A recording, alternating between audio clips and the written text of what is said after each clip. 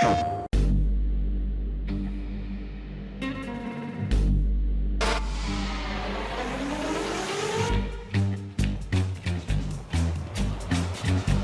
is survival racing, urban off-road racing, the party at the end of the world. This is as rough and rugged as any previous MotorStorm, if not more so.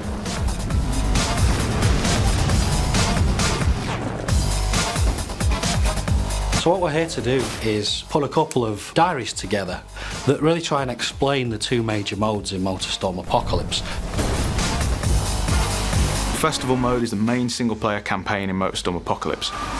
You'll race amongst buildings which are falling down around you, on the beaches, down in tunnels, in the sewers. In this game, the festival represents a much more story-driven campaign. Every race has a sense of persistence. You go from track to track, and whatever happens in the last race will follow over into the next race.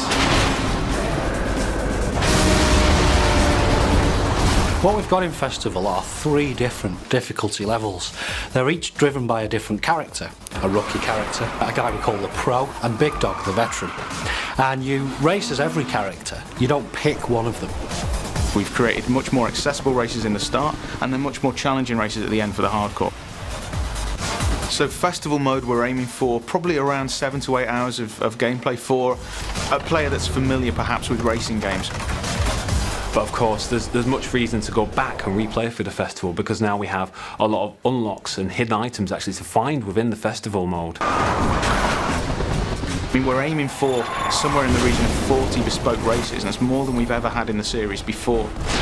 If you play a lot of racing games, you'll know it's really important to be able to learn the track to get better and better at it. So whilst multi-events will play at the same time when you play through the same race, there's a lot of emergent possibilities. So players will experience certain levels of predictability that at least allow them to learn the tracks, but they're never too sure what's going to happen around every corner. MotorStorm has always been about the vehicle classes. We've now got 13 in total, which are 5 new vehicle classes. So you've got all the existing vehicles from the previous games, monster trucks, big rigs, buggies, bikes, etc., which all bring their unique style and handling abilities to the game. We're now introducing vehicles which are a bit more suited to the city.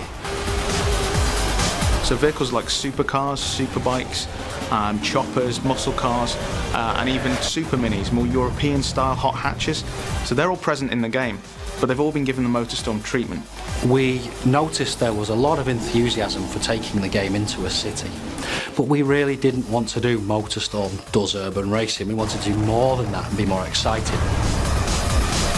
You're driving down the sides of skyscrapers, jumping from rooftop to rooftop, going down into the sewers, onto the train lines. This is as rough and rugged as any previous MotorStorm, if not more so.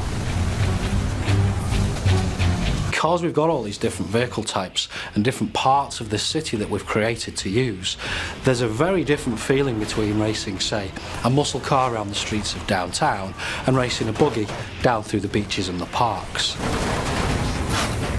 We made a very deliberate choice to give the player, or hand-pick the player, a vehicle for every race within the festival.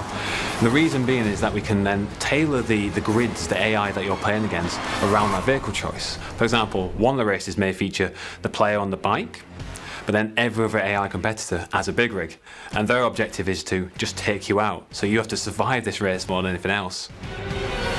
We've been somewhat famous, I think, in gaming circles for our soundtrack. This time around, we've gone for a completely different approach. We've got one of the world's leading movie composers, Klaus Badelt, who, for example, did the Pirates of the Caribbean soundtrack, and he's created 4 amazing pieces of music. But what we've also done is contacted some top remix artists and DJs. And they're going to give us an entire soundtrack that covers the whole game. And so what this allows us to do is to key back into the series and the soundtrack and the mood that elicits in the previous games, but also do something completely unique.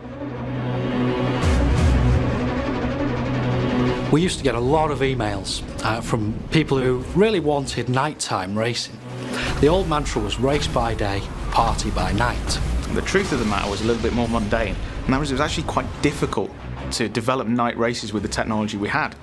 And what we've decided to do this time around is make sure that it's race and party, day and night. And we're never going to race kind of in the middle of the night, because we found it just isn't particularly enjoyable. It's dark enough so that the headlights have a use, and it really makes the race feel different to how it would play out in the daytime. We've added life to the city in the form of a private military contractor and a bunch of crazy looters.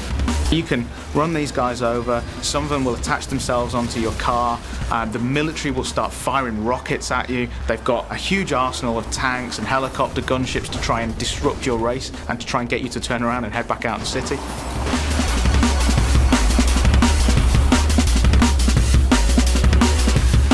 When you play the game, it feels different. It feels like no type of off-road racing experience you've had and no type of urban racing experience that you've had before. They kind of come together really nicely to offer a whole fresh take on this type of experience.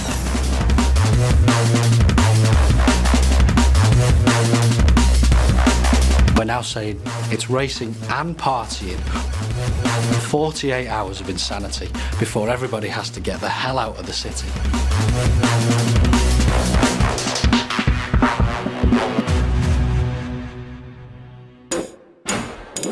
PlayStation